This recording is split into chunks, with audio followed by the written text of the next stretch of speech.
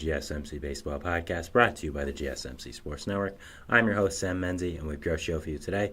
First topic we'll be covering is going over the National League games of yesterday, then moving into the American League as well. Then after that, we'll be talking about the league leading Cleveland Guardians and just their surprise season so far, and my overall thoughts on it. And last but not least, we'll be talking about some news stories around the league, just some general injury and transaction stuff, so we'll be going over that. Now, before we go into the show, I would like to ask you to please like and follow the show.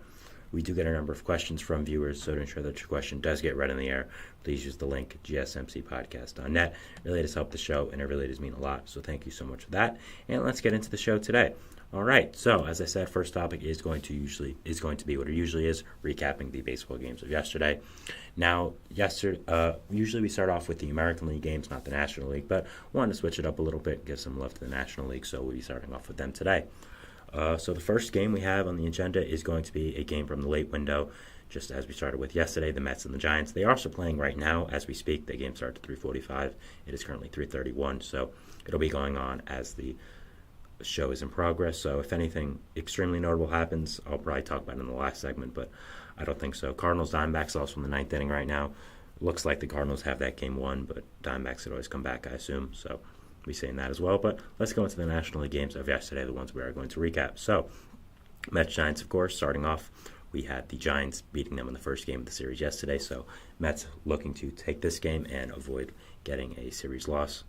Bottom of the fifth, the scoring would open with a Thairo Estrada RBI single to score Mike Conforto to make it 1-0 San Fran in the bottom of the fifth. And then in the same inning, Mike Yastrzemski would blow the game wide open with a 2 RBI single scoring Matt Chapman and Estrada to make it 3-0. Bottom of the seventh, Yastrzemski would come in clutch again with another RBI single, also again scoring Thairo Estrada to make it 4-0. And then a Lamont Wade Jr. RBI double would make it 5-0. In the top of the ninth, the Mets would get a run on the board with a DJ Stewart RBI groundout, but it would be the end as they would not come back after that, losing the game 5-1. Now the Giants had on the mound Logan Webb, who, like usual, was absolutely phenomenal. 8 innings pitched, 6 hits, no run runs, 1 walk, 4 strikeouts, no home runs, 2.33 ERA in the season. I mean, Webb has consistently showed over the past few years now that he is an ace in this league. He is one of the best pitchers in baseball, and he just continues to play like that. I mean, just an incredible, incredible player. He may not strike out a lot of guys. I mean, only 4 strikeouts over 80 last time, but he is a master at getting those ground balls and inducing that. So just one of the best pitchers in baseball, and I think Giants fans are lucky to have him. For the Mets, they had Luis Severino on the mound. He went 6 innings pitched, giving up 5 hits, 3 earned runs, no walks, 6 strikeouts. He was actually perfect through 4 innings, I believe. It might have been 5, but I know it was either 4 or 5. So a really strong start there. It kind of unraveled a little bit at the end, but I'd still say it was a really solid start. 6 innings pitched, 3 earned runs. Not the best, but I still think really solid. A 2.67 ERA now as a Met so far. I think he's had a really great season and been a really underrated pickup for the Mets, and I think it's worked out so far. So, yeah, good for him. And, he's always seemed like a really good guy who's had a lot of fun playing baseball, so I'm happy for him. Next game we are talking about is going to be Cubs and Astros. Struggling Astros looking to get a win on the Cubs, who have been pretty great this season. Bottom of the first, Cody Bellinger would hit a 2-run home run to open up the scoring early for the Cubs, making it 2-0. Then a Mike Tauchman 3-run home run, his first of the year, would make it 5-0 Cubs in the bottom of the first. So just a really great job jumping out in front early for this Cubs offense against the struggling Astros pitching staff. Top of the fourth, Yainer Diaz would hit an RBI double to score Kyle Tucker to make it 5-1. Then a Jake Myers solo shot, his third of the year, would make it 5-2. So the Astros would get some runs on the board, but the Cubs would get some more insurance, making it 6-2 with a Nico Hoerner RBI groundout and a Mike Tauchman solo home run, his second of the year and his second of the game. Really great job there to make it 7-2. The Astros would not score after that, and the Cubs would end up winning this game 7-2. So a really strong game by the Cubs offense, especially coming out early and scoring all those runs. Also, Mike Tauchman was really, really great as well, so good job for him. For the Astros, they had on the mound J.P. France. He went 5 innings pitched, giving up 5 hits, 5 earned runs, 4 walks, 6 strikeouts, 2 home runs. So had a really awful first inning. After that, settled in, giving up no runs in 4 after that. But at the same time, still that rough first inning is not good at all, and it just can't be excused. So not a great overall start for J.P. France, I'd say. I think you need him and some of your other depth guys to really come in handy right now and really come in clutch with all the injuries you've had. They just simply are not doing that. So, as I said, the Astros have a lot of problems with their pitching staff, and it doesn't look to be ending anytime soon. 7-17 now. I mean, That's not something to play around with. For the Cubs, they had Jordan Wicks on the mound, the rookie. He went 6 innings pitched, giving up 5 hits, 2 earned runs, no walks, 4 strikeouts, and a home run, having a 4.7 ERA on the season so far. For a guy who's making a 5th start of the year, a guy who's going to be one of the future parts of this Cubs pitching staff, I think it was a solid start. I think 6 innings pitched, only 2 earned runs for the Astros offense is really, really great. So good job there. I think I'm really high on him for the future. I think he's going to be really, really good. So definitely watching him, seeing what he can do. Next game we have is going to be Phillies and Reds. I feel like these teams have played each other a lot so far this season, so just keep talking about it. In the top of the first, Alec Boehm would hit an RBI double to score JT Realmuto to make it 1-0 early. Then Christian Encarnacion-Strand in the bottom of the first would answer right back for the Reds, hitting an RBI double, his 6th of the year, to score Spencer Steer to make it 1-1. Bottom of the third, Encarnacion-Strand would come in clutch again, hitting an RBI single to make it 2-1. So really great game for him. Then Nick Martini would reach on an error from Alec Boehm and would make it 4-1, and a Santiago Espinal single would make it 5-1. So great job by the Reds offense that inning to come in clutch.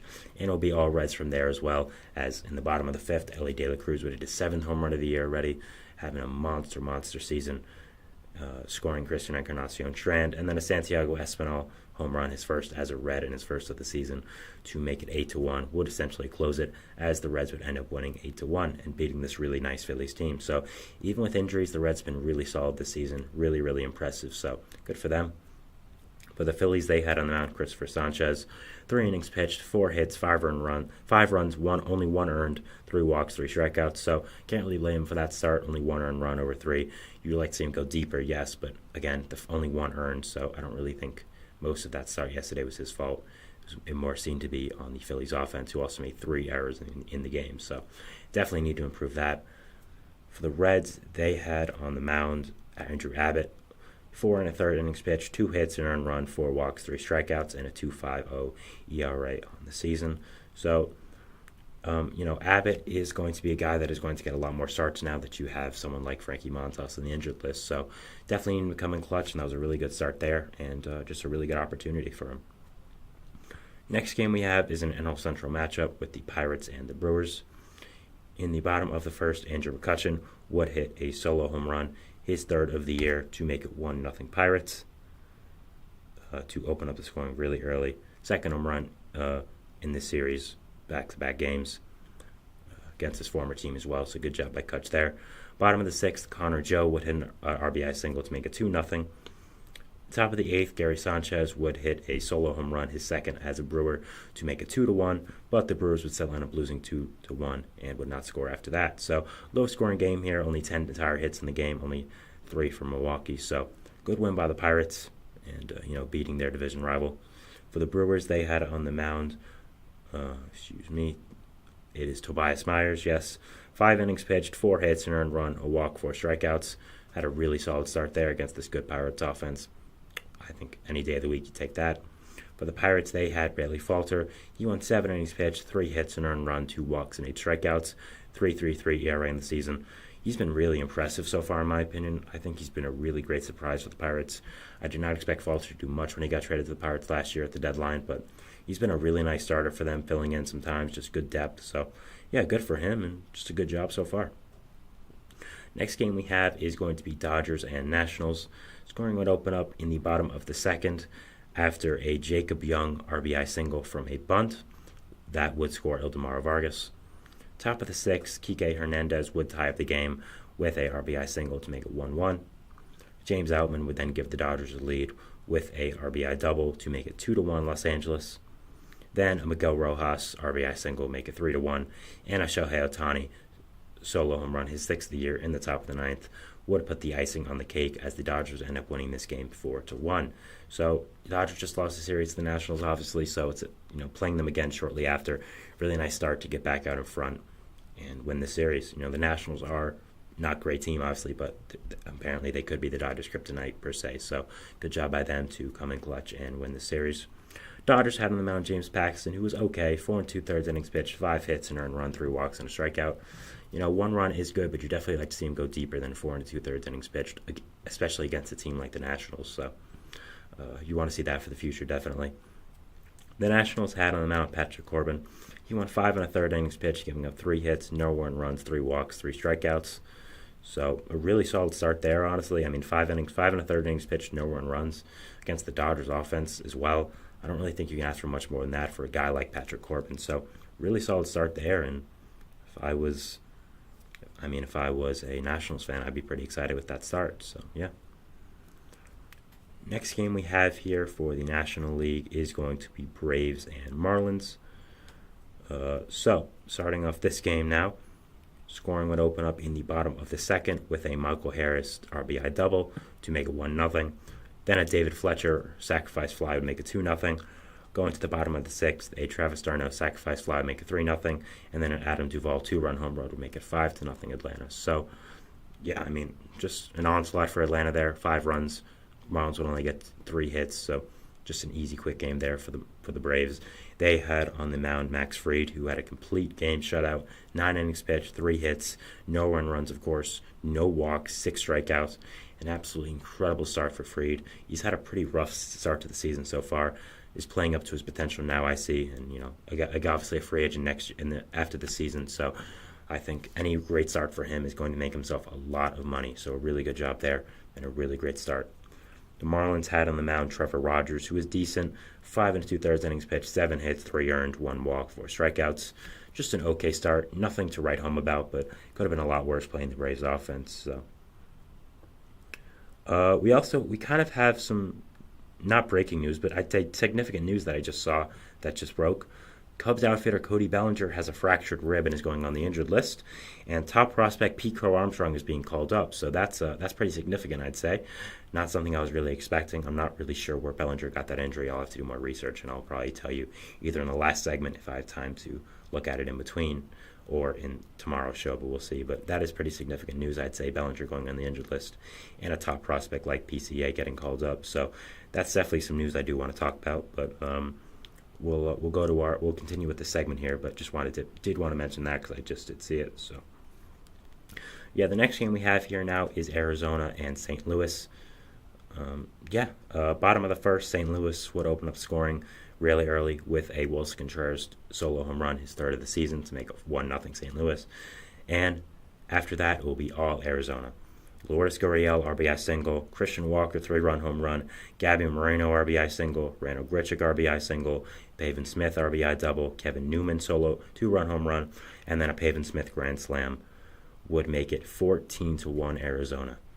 Just an absolute onslaught of offense for Arizona. I mean, wow. Pavin Smith grand slam, of course, being the cherry on top. I mean, what a game for Arizona. The Cardinals had on the mound Steven Matz, who of course was awful. 4 1/3 innings pitched, 6 hits, 7 earned runs, 3 walks, 4 strikeouts. Just awful. Has not been good since coming to St. Louis, and I think we might see the end of his time in St. Louis coming rather quickly, especially the rotation. I try to move him to a reliever now, see if he has anything there, but he's obviously not fit to be a starter at this point for St. Louis. Diamondbacks had on the mound Tommy Henry, who went 6 innings pitched, 5 hits, an earned run, a walk, and 6 strikeouts, 5.55 ERA in the season. Not great, and I think you definitely need him to be a little bit better. For the season, be a little bit better, but that start was really nice. I think the Cardinals' offense is really good, and having a start like that, I'd say, is really important for where the Diamondbacks are right now with the rotation depth and all the injuries they've had, so a really good job there. Next game we have is Padres and Rockies, an NL West matchup. Scoring would open up in the top of the first as Jake Cronenworth would hit an RBI single to score Xander Bogaerts to make it 1-0. Then a Jerickson Profar sacrifice fly would make it 2-0. Bottom of the second, the Rockies would get a run on the board with a Nolan Jones RBI single to score Luis Diaz, but Luis Campusano would answer right back with an RBI double in the top of the third to make it 3-1. Then a Jackson Merrill RBI single would make it 4-1. Going to the bottom of the fourth now, Brendan Rodgers would hit a grand slam for the Rockies, getting them on top just like that, making it 5-4 Colorado. Really, really exciting moment there for Brendan Rodgers, his first home run of the year as well. Elhuis Montero would walk in a run with the bases loaded to make it 6-4, and an Ezekiel Tovar RBI single would ice the game for Colorado, making it 7-4, and them defeating their division rival Padres. So an unfortunate game for the Padres here. Pitching just did not come in clutch and would definitely let them down. they had on the mound Michael King, who was pretty bad. 3 2/3 innings pitched, 8 hits, 4 earned runs, 3 walks, 5 strikeouts. So not great. Hopefully he can improve, but maybe it was just a sign of going to Coors. So hoping it's not a long-term thing, of course. For the Rockies, they had Ryan Feltner on the mound. 4 innings pitched, 10 hits, 4 earned runs, 2 walks, 4 strikeouts. Not great, giving him 10 hits, but at the same time, it is Coors, so you take it with a grain of salt, really. And it is a Rockies pitcher, so. All right, so that was the end of our first segment here, talking about the National League games of yesterday, just recapping those. We go into our second segment, which is talking about the American League games. So yeah, we go into that, and we'll see you after the break. So thanks, and bye. I feel like I'm losing my mind. Is everybody in the world blind? Please, Lord, give me a sign, a sign. I feel like I'm losing my mind. Is everybody in the world blind? Please, Lord, give me a sign, a sign. I wanna be the greatest. Everybody on the fake shit. I look around and feel like everybody is the fakest. I make this every day and I'm impatient, hoping one day I blow up from the basement. Statement, the top is so vacant. I don't hear shit that I think is amazing. Waiting for my day when I'm playing sold out shows for 1,000 faces. Hey, give me that crown, get in my way and to be put down. It ain't your place, all this my town. If I want that shit, then I'll get it right now. I'm losing it, the noose it fits. I'm losing shit, a stupid myth. You choose to live or choose to dip. You choose to fight or lose your grip and lose a gift. I feel like I'm losing my mind. Is everybody in the world blind? Please, Lord, give me a sign, a sign. I feel like I'm losing my mind.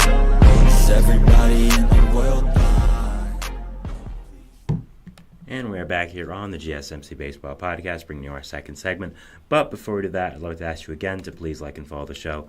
We do get a number of questions from viewers, so to ensure that your question does get read in the air, please use the link, gsmcpodcast.net. It really does help the show, and it really does mean a lot, so thank you so much for that. And let's get into our second segment of the day here. Now, before we do that, to start, I would like to mention some more stuff I found out about Cody Bellinger. That was something that did break on the air, so I just want to talk about it. So it is unclear when he will return from the fractured rib, so we do know that. But overall, I think it does suck for Bellinger, as he was just starting to get hot at the plate. And the Cubs have been really impressive so far, and losing, again, one of their hotter hitters is unfortunate. But it's really nice for Pico Armstrong to get an opportunity in the major leagues now.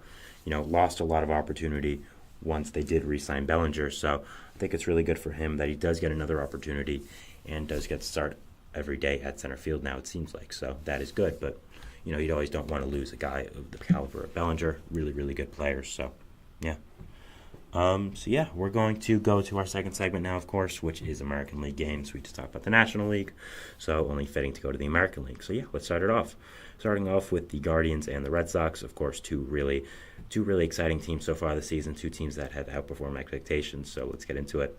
Top of the seventh, Wilyer Abreu would open up the long scoreless game with his second home run of the year to make it 1-0 Boston. Bottom of the seventh, Tyler Freeman would hit an RBI single to make it 1-1. And a Brian Rokikio sacrifice fly to make it 2-1 Cleveland in the bottom of the seventh. Then a Jose Ramirez solo home run and an Estevan Florial RBI double would make it 4-1, and the Red Sox would not score after that, making it a 4-1 game for the Guardians and a 4-1 win. So a really nice job there by the Guardians. Just keep on moving for this year. My third segment is about them, of course, so I'm not going to go too deep into their season, but I will in the third segment. So if you're a Guardians fan or you're just interested in why they've been doing so well, I'll update you on that. The Guardians had on the mound Ben Lively, who was really good. 6 innings, 6 1/3 innings pitched, giving up 1 earned run, no walks, 7 strikeouts. Really, really solid. Just a great game for him. For the Red Sox, they had on the mound Tanner Houck, who also was really solid, even though he did get the loss. 6 innings pitched, 5 hits, 2 earned runs, 3 walks, 4 strikeouts. Really great start there. Offense just let him down, kind of got deGrommed, quote unquote. When you pitch a great start and your offense doesn't do anything for you. So unfortunate there, but still a really good start by him. And nice job trying to stake his claim as part of the future of the Red Sox rotation. Next game we have is Tigers and Rays.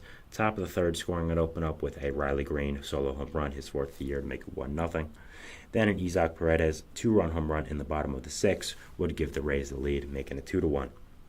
Top of the 8th, Riley Green would come in clutch again with his 5th home run of the year and his 2nd of the game to make it 3-2 Tampa. And then a Mark Cannish solo shot would make it 4-2 Detroit. And they would end up winning the game. I think I said Tampa before. I meant to say 3-2 Detroit. Obviously, Riley Green is on the Tigers. So 4-2 Detroit, and they would end up winning that game. So a really nice job by Riley Green and Mark Canha, two of the better outfielders coming in clutch.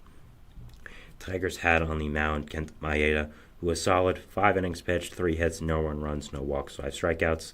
Has had a pretty rough start to the season as a Tiger so far. Hopefully he can, get it back up and get back to the Kent Maeda we all know of. So hopefully this start was a step in the right direction. For the Rays, they had Ryan Pepio on the mound. 6 innings pitched, 3 hits, an earned run, 2 walks, 4 strikeouts, 3.77 ERA. So really strong start there. Again, I've said it multiple times, I'm very high on him. I think it was a great job by the Rays to get him back in that Tyler Glasnow trade that we all knew was coming. So really good start there. Next game we have here is Athletics and Yankees. Yankees looking to bounce back after that rough loss in the first game of the series to the A's. Top of the first, scoring would open up with a Seth Brown RBI double to make it 1-0 A's. But Giancarlo Stanton would answer right back in the bottom of the first with a 2 RBI double, scoring Juan Soto and Aaron Judge to make it 2-1 New York. Then an Anthony Rizzo 2-run home run to make it 4-1 New York. Really great job by Rizzo there. Has been struggling very publicly so far. So a really nice job there to kind of get back on track and hit that home run.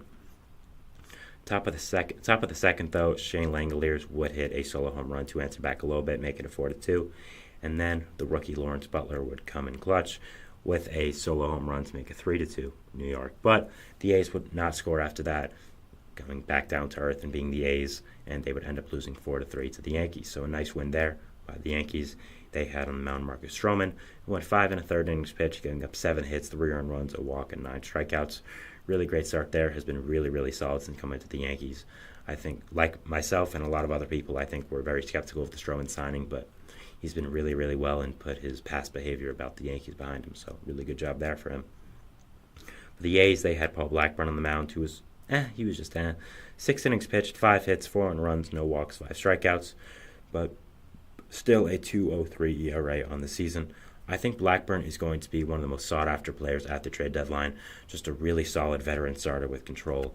A lot of teams could be interested in him. So I think every single good start that he has is another prospect here. The A's go up to get someone for Blackburn. So it's been really good for almost a year and a half now. So I'm looking at Blackburn as one of the real guys I think is going to get a lot at the trade deadline. And a lot of teams need pitching like always, especially this year with all the injuries. So I'll be watching him and seeing if he does get a haul like I think he will. Next game we have is the Blue Jays and Royals, matchup of two blue teams. Top of the third, Justin Turner would hit an RBI single to score George Springer to make it 1-0 Toronto. Then a Alejandro Kirk sacrifice fly in the top of the fifth would make it 2-0. A Kyle Isbell,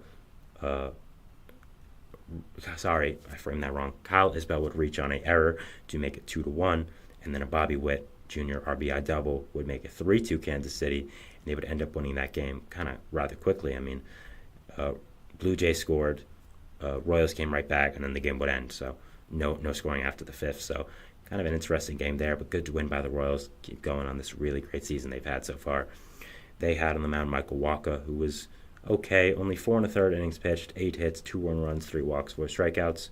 Kind of interesting that it didn't go that deep into the game. I'm not sure if there's a medical issue there or just the Royals wanted to pull him quickly. So I'll look into that quickly, and I'll see if that is a thing. But I don't think so. It seems like they just wanted to pull him. Probably a situation where he did get pulled that early. So hoping there's nothing there. But just looks like they pulled him early for once. The Blue Jays had on the mound Kevin Gausman. He went 6 2/3 innings pitched, 7 hits, 3 runs, none earned, 1 walk, and 2 strikeouts. So the errors for the Blue Jays really killed him. But for himself, just 6 innings pitched, no 1 runs against this nice Royals offense. Good start for him, and continuing to be the ace that we know of. Again, had a rough start to the season coming back from that injury, but overall I think has been really, really good. So, yeah, good job there, and good start for him. Next game we have on the agenda here is going to be White Sox and Twins, a battle of AL Central teams, of course. Bottom of the first, Max Kepler would open up the scoring for the Twins with a RBI single to make it 1-0. Then Eloy Jimenez would answer back with a 3-run home run, his second of the year, to make it 3-1. Chicago, of course, I just said that. But, I mean, really nice job by Jimenez there. Has really been struggling this year. So, good hit there and good home run to come in clutch for the White Sox. Bottom of the seventh, Carlos Santana would get the Twins within a run with a RBI double to make it 3-2. And then the White Sox would get some more insurance runs, though, with a Andrew Benintendi RBI single to make it 5-2 Chicago. A Trevor Larnach 2-run home run would make it 5-4, and then the big blow would come in the bottom of the ninth with a Byron Buxton solo home run to tie up the game at 5-5 for the Twins. And then an Alex Kirilloff RBI single would win the game for the Twins, making it 6-5, walking it off for them. So really, really nice win for the Twins there. With all the bad vibes they've had to start the season, I think a walk-off like this and a comeback like that can really ignite your team and really make you do well in the future. So watching that, a great job there. The Twins had on the mound Pablo Lopez, who was decent. 4 innings pitched, 4 hits, 3 earned runs, 2 walks, 6 strikeouts. Definitely not what you want, but not horrible as well. So I think against an offense like the White Sox, you need to be better. But I think I'm pretty confident in Lopez becoming better for the season. The White Sox had on the mound Eric Fetty. He went 6 innings pitched, giving up 3 hits, an earned run, no walks, and 11 strikeouts. A great start for him. Has been really, really great since coming over to the U.S. again and going to the White Sox. I thought he was one of the most underrated players in baseball after coming over from that contract. I thought that contract was really, really good. Was a very undervalued free agent. So being proven right so far, which is pretty nice. And yeah, I loved that contract. I really did. Next game we have is Mariners and Rangers. Top of the first, the scoring would open up with Cal Raleigh 6th home run of the year to make it 2-0. Then on the top of the third, Julio Rodriguez would finally hit his first home run of the year. Has really been struggling so far, but getting that first home run on the board is nice. Takes a lot of stress off your back, and now you can just go play baseball, not having to worry about it. He was one of several players to not have a home run of the year, and he kind of stuck out like a sore thumb on that list. He's really the only big star there, so a really great job by there to again get that home run on the board, kind of erase that from his brain, and just get back to playing baseball now. Okay, that's done. I can go back to being myself. So nice win by the Mariners here. Pitching really kept the dangerous Rangers offense in track. Logan Gilbert was phenomenal. 6 2/3 innings pitched, 2 hits, no 1 runs, 4 walks, 6 strikeouts. Has really, really been great to start the season so far. Really has been impressive. For the Rangers, they had Dane Dunning. He went 4 1/3 innings pitched, giving up 4 hits, 4 earned runs, 3 walks, 7 strikeouts. Just okay. I think you need him to do better, but not horrible. The final game we have for the American League slate of yesterday is going to be Orioles and Angels. Scoring would open up in the top of the first with a Mike Trout leadoff home run, his 9th of the year, to make it 1-0. Then a Luis Rengifo RBI double and a Zach Neto RBI single in the bottom of the second would get the Angels out to an early 3-0 lead. Then a Logan O'Hoppe RBI double and a Joe Adell RBI single in the bottom of the third make it 5-0. And a Zach Neto RBI double and a Nolan Shanuel RBI single in the bottom of the fourth make it 7-1 Angels already in the bottom of the fourth. Orioles offense looked like it was dead at this point, and the Angels were just flying by. But the Orioles would attempt to come back a little bit with a Gunnar Henderson sacrifice fly in the top of the fifth and a Ryan O'Hearn RBI double to make it 7-3. Then Gunnar Henderson would hit his 7th home run of the year, a solo shot in the top of the 7th, ironically, to make it 7-4. But the Orioles would not come back after that, would not score, and the Angels ended up winning this game against the Orioles 7-4. Really, really strong game for the Angels there, beating this good Orioles team. Congrats to them. The Orioles had on the mound Grayson Rodriguez, who was not his usual good self. 4 1/3 innings pitched, giving up 11 hits, 7 earned runs, 1 walk, and 7 strikeouts. 4.45 ERA on the season. Not really what you want. For the Angels, they had on the mound Griffin Canning. He went 5 innings pitched, 5 hits, 3 earned runs, 2 walks, 4 strikeouts. 7.6 ERA on the season. Not great, an okay start, but still not a great overall season for him. So definitely not what you want, but not horrible anyways. So yeah. Those are the games from yesterday, both the American League and the National League. Both have been recapped now. So yeah, that is it. We'll be going into our third segment, which is talking about the Guardians and their impressive start to the season. They are currently the best team in the league somehow, so just be talking about that. Do I think it's sustainable? My overall thoughts on it, all that. So yeah, we'll talk about that. But first, we'll see you after the break. So thanks, and bye. Looking for your daily fix of sports talk without having to pay for it? GSMC Sports Network is available on YouTube.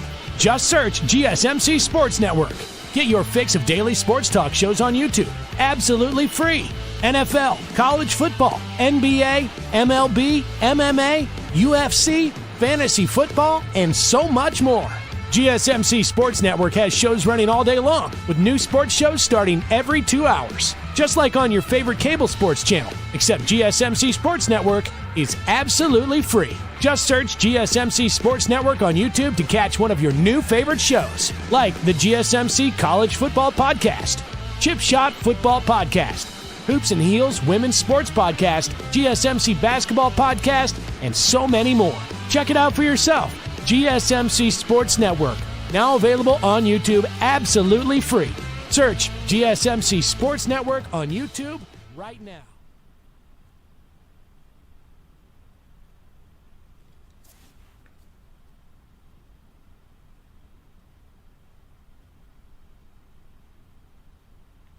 And we're back here on the GSMC Baseball Podcast, bringing you our third segment, which is going to be talking about the Cleveland Guardians and their torrid start to the season. I mean, really nobody expected them to do what they have been doing, so really just a great job by them and proving everyone wrong. You know, personally for me, I made some comments about how I thought they were just kind of stuck in purgatory. They weren't good enough to get a top draft pick. Obviously, that was proven wrong before that because they got the number 1 overall pick in the draft lottery after barely missing the playoffs. So it obviously doesn't matter about record anymore. It just matters about luck in the draft, like all the other sports do it, of course, except football.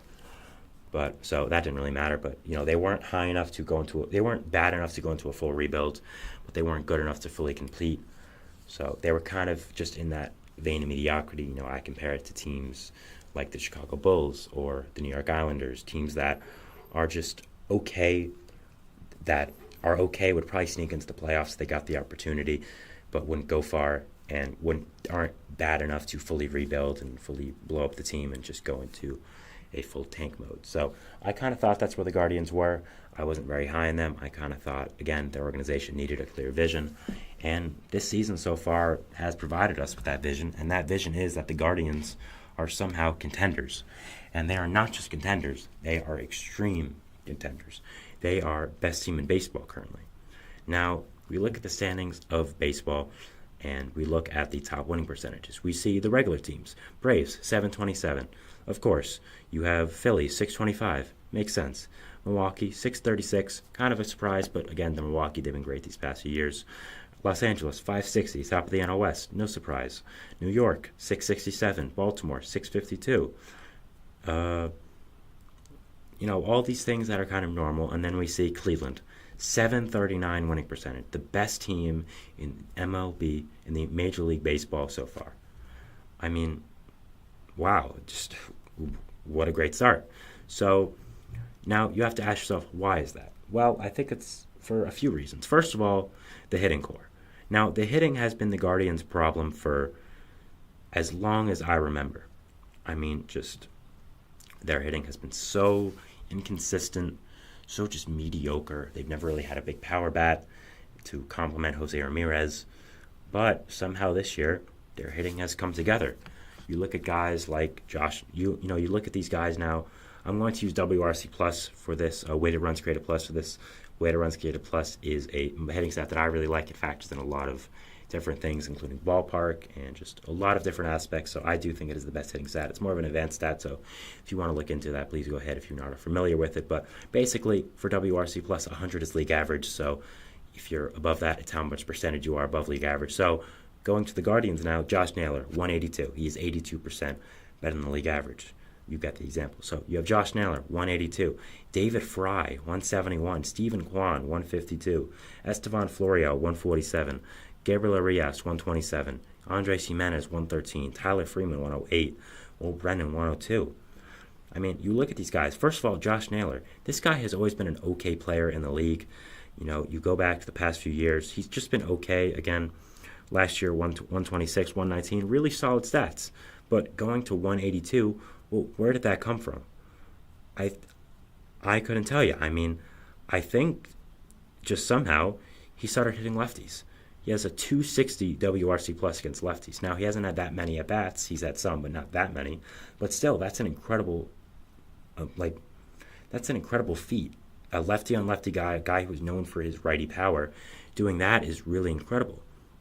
So he finally breaks out and he becomes a superstar. It looks like David Fry, kind of more of a role player who's only had 46 plate appearances this year, but still has been really solid, hitting those lefties, a lefty killer, and has been hitting righties some as well.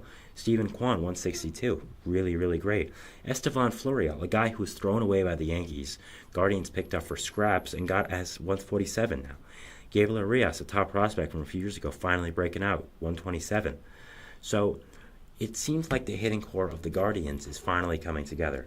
All these younger guys that have been mediocre for the past few years or have not lived up to their pedigree are finally playing well and are finally doing good. So that's really very exciting, and it's just a great thing. So if I'm a Guardians fan, I'd be really excited about where this team's going, and they have a lot to look forward to. And this is all, by the way, without Jose Ramirez performing and being Jose Ramirez. Jose Ramirez right now is a 91 WRC+. He has really not been that good this season. And he's been consistent over the past few years. I mean, this year so far, going to more of like base stats, he has a OPS of 680, an OPS plus of 98. So he has really not been that good. So you factor in all these young hitters for the Guardians, playing really well, hitting the ball really well. Even with their superstar not hitting well, you're going to have a really good team. A team that is finally having a vision, a team that is finally having their younger guys perform to their abilities, performing really well, being themselves. I think it's a really nice job by the Guardians, and just, wow, I think it's pretty clear why they've been so good. Also, another thing is their manager. I think Terry Francona being their manager over the past few years, it did kind of negatively affect them. It kind of just had the team remaining stale. Terry Francona, legendary manager, no doubt. World Series champion, a guy who is going to be a first ballot Hall of Famer, is one of the greatest managers of all time, no doubt. No one's arguing that. But he got older, and as he got older, I think he got a little more complacent, got a little worse, frankly, at his job, and I think it affected the Guardians team. There's a lot of great young players on this team, including their pitching staff, which we have not even touched upon. So having this older guy like Francona, a guy who is seen more of a father figure and kind of a leader than an actual manager, was kind of a negative, I'd say. I think it was kind of bringing the team down a little bit, and the Guardians needed someone who was going to fit in with that young core. And bringing Stephen Vogt in was one of their best decisions I've seen in a long time. A lot of people were skeptical about the signing. Vogt, a catcher who just retired 2 years ago, getting a major league managing job after limited to none experience in the managing field. But the Guardians believed in him, and it's worked out so far. Now, he had limited experiences in managing, probably none, for being honest, maybe something here and there, maybe go to high school, but really nothing too notable for a major league manager. But you look at Vogt, you look at his resume, he was a major league catcher for a long, long time. We always say that if any player is going to become a manager, it's going to be a catcher, because they have to deal with so much like a manager does. You have to deal with worrying about the runners on base, throwing them out, calling the pitches, catching the ball, not making an error, holding the runners, calling the pitches, working with the infield, working with the pitcher. So there's a lot of catcher has to focus on. They have to be one of the most intelligent players on the field, if not the most intelligent. And that's why we always say catchers are going to make great managers, and Vogt is a product of that. He was a great major league catcher for a long time, did his job really, really well, and it is now translating to being a major league manager. He knows what he's doing there. He's made some great decisions. He's revitalized that clubhouse, it looks like. He's been just a great manager for this young group of guys that are hungry and looking to prove themselves. It's kind of a reflection of him in the managerial world. A young, hungry guy in the managerial world, under 40, trying to prove himself.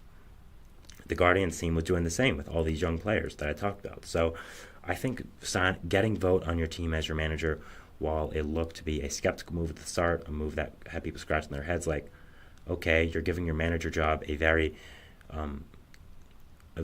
manager that was very sought out by a lot of people. Apparently Craig Counsell would have taken that job if he didn't get the Cubs job.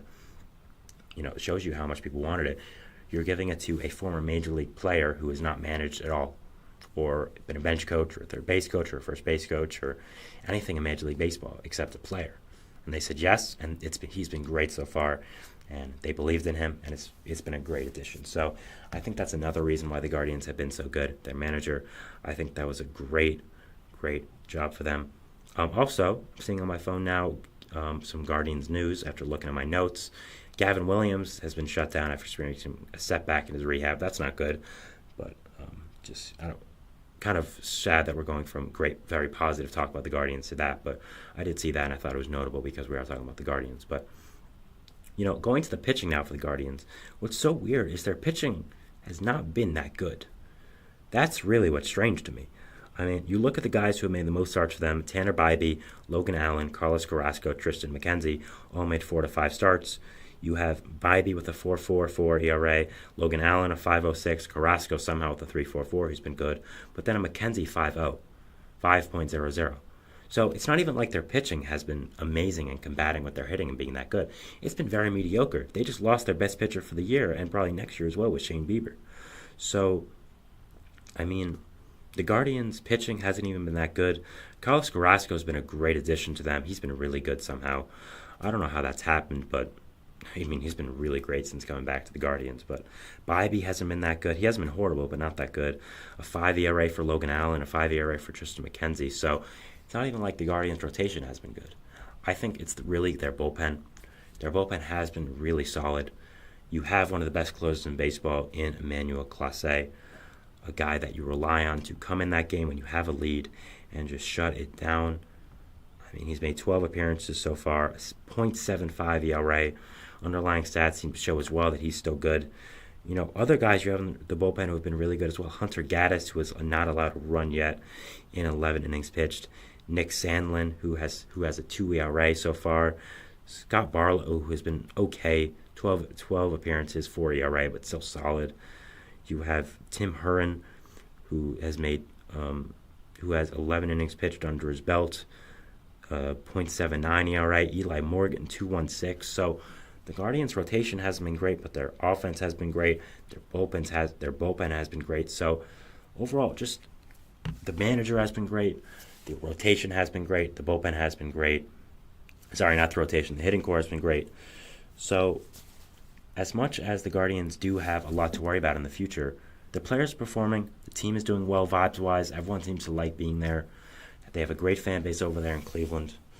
So, I mean, yeah, it's looking up for the Guardians. Now, the question I want to ask is, do I think this is sustainable? I think that the Guardians are going to be a good team this year. I underestimated them. I'll say that right now. I underestimated them. I did not think they would be this good, but they have proven me wrong, so good job for them. Do I think they're going to win the AL Central now? No. Do I think they're going to be a top 5 seed? No. But I think they are still going to fight for the 6th seed in that AL. I think they're going to be above 500, and they're proving a lot of people wrong right now, which is really the most important thing to them. No one expected to do what they were doing right now. I didn't know what to think about them and what they were doing this year. So, as much as we may think it's not sustainable because I don't think their hitting is going to keep hitting like this. I don't think guys like David Fry are going to sustain that much. I don't think all the other people who are performing as well as they are going to hit that well. You could say it evens out because your superstar Jose Ramirez isn't hitting well. Your pitching hasn't been doing well with guys who you think are going to be doing well after relatively soon with guys like Tanner Bybee who is not performing up to his talent. So as much as I don't think this is sustainable for the Guardians, I don't think it's unsustainable in a way that they're just going to fall. They're just going to deeply fall down to earth and they're going to be bad and they're going to finish 5th in the AL Central. No. I think they're going to compete for the AL Central crown. I don't think they'll win it. I still think it goes to the Twins, even with the bad start they've had. I still believe in them, but I think the Guardians could fight for a wild card spot. And hey, they're proving all of us wrong. And the future of that organization is looking very, very nice right now. The first overall pick in the MLB draft, which is in July, they got very lucky with the draft lottery. They're going to get a franchise guy, so maybe Charlie Condon, maybe Travis Becerra, maybe Chase Burns even, Jack Caglione. We're going to be talking about the MLB draft tomorrow, by the way, in honor of the NFL draft happening. So just a little preview of tomorrow, so I want to talk about it a little bit, and the Guardians have the first overall pick. But yeah, I think overall things are looking very up for the Guardians organization right now. Maybe less than I thought it would be if at the start of the season and just a little while ago. A lot is going right for them right now.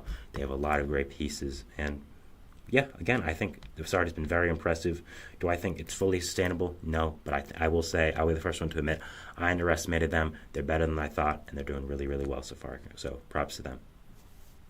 All right, so that was our third segment there, talking about the Cleveland Guardians and just their start to the season. We'll be going into our fourth and final segment, which is talking about some news around the league, just some transaction and injury-related news that I all wanted to bunch into one big segment. Usually we do this at the end. So yeah, let's talk about that, and we'll see you after the break. So thanks, and bye.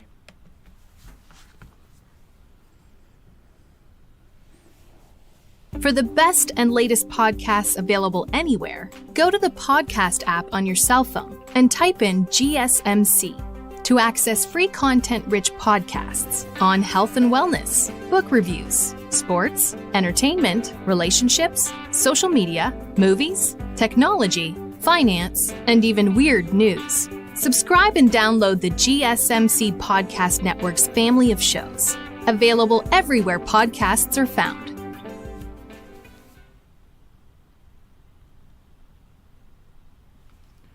We are back here on the GSMC Baseball Podcast, bringing you our fourth and final segment, which is talking about some news stories around the league, transaction-related and injury-related, just some stuff I wanted to bunch in and talk about.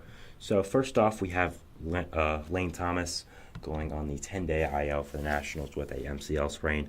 We just learned that it was a grade 2 sprain, so he should be out a little bit.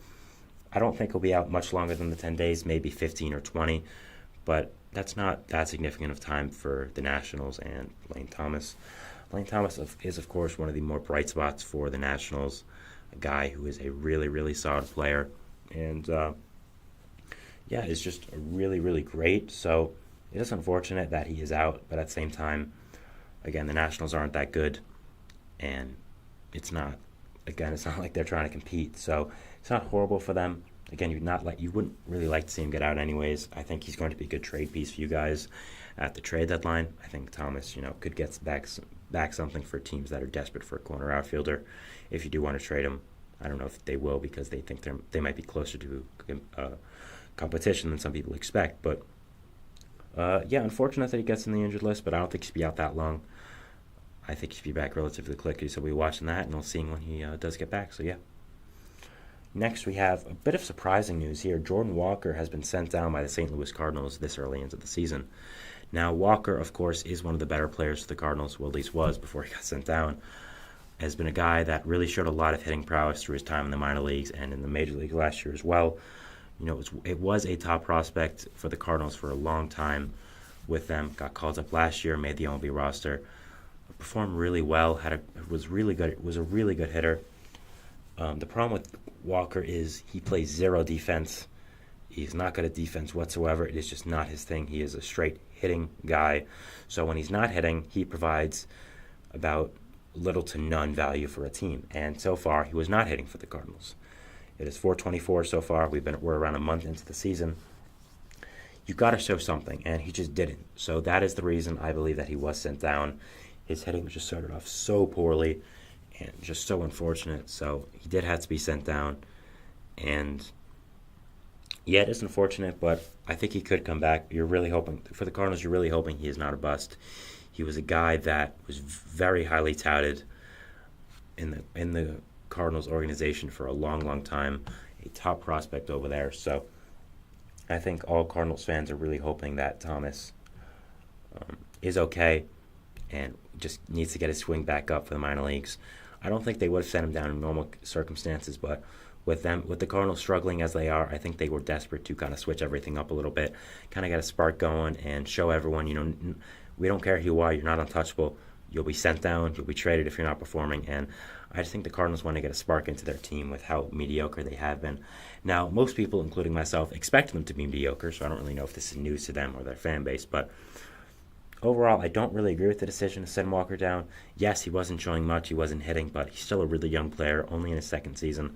I still believe in his hit tool a lot. I still think he'd be a really solid player at the major league level. So I think it was a little too early for him to be sent down. I think they were kind of rushing it or being a little bit too, I guess, forceful is not really the right word, but kind of overbearing on him. I wouldn't have sent him down this early. I would have waited a little bit, but I get why they did it.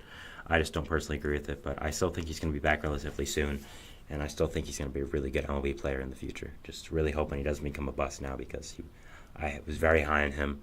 He's been a top prospect in the Cardinals organization for a long time. People forget, the Cardinals' young future looks so bright. Him, Dylan Carlson, really those two guys at the forefront, and both those guys really haven't lived up to expectations. It seemed like they could have traded both for Juan Soto a few years ago when he was getting traded from the Nationals, and they didn't, and they instead held on to them. So just shows you how different, how highly touted they were, and how different baseball could have been if they didn't make in that trade. So I'll be watching Jordan Walker's future and seeing what he does here. The Red Sox are considering free agent first baseman C.J. Cron, according to multiple reports. Now, Cron was with the Red Sox in minor league camp, but got released.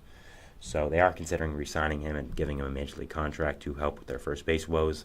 Tristan Casas is going to be out a little while with an injury, and I think bringing back Cron would make some sense. Brings a good first base and infield depth to the Red Sox team. I think you need some of it. And, Cron is just a veteran power bat that knows what he's doing at the plate. If he gets hot, he can be a really good player. And if not, again, just gives you good at-bats, brings you good depth. So I think it would be a smart move for the Red Sox to bring back C.J. Cron. I think he's a really solid player and just overall is good and would make a lot of sense to bring back for the Red Sox. Some news that just broke before I went on stream, like a few hours. Blake Snell is going to the IL with an adductor strain and is missing his start today versus the Mets. The Mets game is on as we speak. Currently is 0-0 in the top of the third. Sean Manaea just got out of a bases-loaded, no-outs jam against his former team, so that is something. But going back to the Blake Snell situation here, going on the injured list with an abductor strain just continues his horrid start with the Giants so far. Of course, signed with the Giants late, got no spring training, has made 3 starts with them. All of them have been awful. He has an ERA around 12, and now just another unfortunate setback for him going on the IL with an adductor strain, but you're hoping it isn't long-term. And what you're kind of hoping is that, okay, you know what, Snell didn't get to rest. He kind of just signed and then went off and kept going with us. He didn't get to spring training. We think this injury could be a chance for him to relax, take it easy, reset, and get back healthy. And when he gets back in the field, becomes the Blake Snell we all know, becomes that 2-time Cy Young Award winner, becomes one of the best pitchers in baseball, which he is when he is at his best. Again, I talked about it a few times, how I thought one of the reasons Snell wasn't signed early was because teams did have some worry about him and his downsides. When he is on the top, Snell is one of the best pitchers in baseball. He's a 2-time Cy Young winner, really good starter, but when he's not, he has such low lows that you kind of have to take the good with the bad. He doesn't go deep into games. Sometimes he walks a lot of people. He throws a lot of pitches. So when he's at his lowest, he's not a good pitcher. But when he's at his high, when he hits his ceiling, it's such a positive for a team that a lot of teams, I think, were willing to take on the advantage like the Giants. Were willing to take on that mystery like the Giants were. But again, there are some downsides. I think that was a factor of why he was on the market so late, and we're seeing it now. But hopefully this injury isn't long-term and he can get back to the field rather quickly, and hopefully he becomes the Blake Snell we all know and helps this Giants team. Again, when he's healthy, that ace tandem of Logan Webb and Blake Snell is going to be absolutely filthy, just really phenomenal. So I'm watching that, and I'll be interested to see Snell's future with the Giants and how he does end up performing.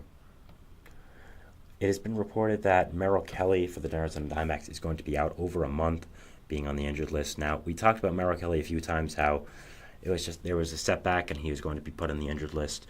And Torey Lovullo has now said that this is not the news we wanted, and he's going to be out for around a month because of the shoulder injury. Now, I thought he was only going to be out the minimum of 15 days, maybe a little bit more, but a tiny bit. But a month is a big setback. As Lovullo said, this was not something they were expecting. So losing Kelly for that long does hurt, I'd say. Losing him, losing Eduardo Rodriguez, just a really tough break for the Diamondbacks right now. They need their pitching depth to come in handy and come in clutch. Right now they need these guys like Logan Allen, like Brandon Pfaadt, like Ryan Nelson, to pitch to their full potential and pitch really, really well. So we're watching that right now, seeing what the Diamondbacks pitching staff can do with the regulars out, but it'll be interesting, and we'll see how they do fill in guys like Merrill Kelly and Eduardo Rodriguez being out. Jordan Montgomery was signed for this reason, so we'll be seeing how he does there. He's also pitching today, so we'll be talking about his start tomorrow, of course. Johnny Cueto is finally signed, and he signed with the Texas Rangers. Cueto, one of the top free agents left in the market, did sign a minor league contract with Texas.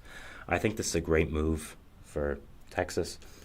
I think it's a great move for Cueto. Cueto could get a real opportunity to start games with Texas if he does perform well in the minor leagues. With all the pitching injuries they have, and with the injury-prone pitching rotation they do have with guys like Andrew Heaney and Nate Eovaldi, guys who have had major pitching injuries in the past, I think it could be a good sign for Cueto. I think signing a veteran arm like this for the Rangers was a good idea with all the injuries you've had, and I think Cueto going to a team where he can really make an impact, has a chance to make some real starts, I think would be a really great sign, and is just a really good decision by him. So, yeah, I'll be watching that, and I'll be seeing if he does make some starts, but overall I think it's a really good move by Texas and by Cueto himself. Final one we have is Brian Bayo being placed on the injured list kind of suddenly by the Red Sox. It doesn't seem to be a long-term thing, but he is going to be out a little bit, and the Red Sox have just been killed by injuries recently. He's going on the injured list with right lat tightness, which is not great, of course. You don't want to see that. But hopefully he can be back soon. Again, they've been crushed by injuries. Bayo now, you've had Devers, you've had Tyler O'Neill, some of your pitchers as well, who's just a few of them whose name I'm forgetting. So, yeah, not great and not something you want to see, but hopefully Bayo's back relatively soon. And he's back to being one of the best pitchers in the Red Sox rotation. But, man, have they been killed by injuries. 2 games wrong currently. The Cardinals just beat the Diamondbacks 5-1, so nice win by them there. And Francisco Lindor just hit his 3rd home run of the year to make it 2-0 Mets in the top of the 3rd. So Mets trying to not get swept in this series. Good job by Lindor to come in clutch and give them the lead. So, yeah, good job there. But, yeah, that is the show for today, guys. I want to thank you so much for watching. Make sure to like and subscribe, hit the notification bell to not only get notified when I upload, but when all the other great content creators on this channel upload. Make sure to follow us on Facebook, Twitter, TikTok, Instagram for more content and updates. Thank you once again for watching. Have a wonderful day, and we'll see you at Baseball Throws tomorrow. Bye, guys. Thanks.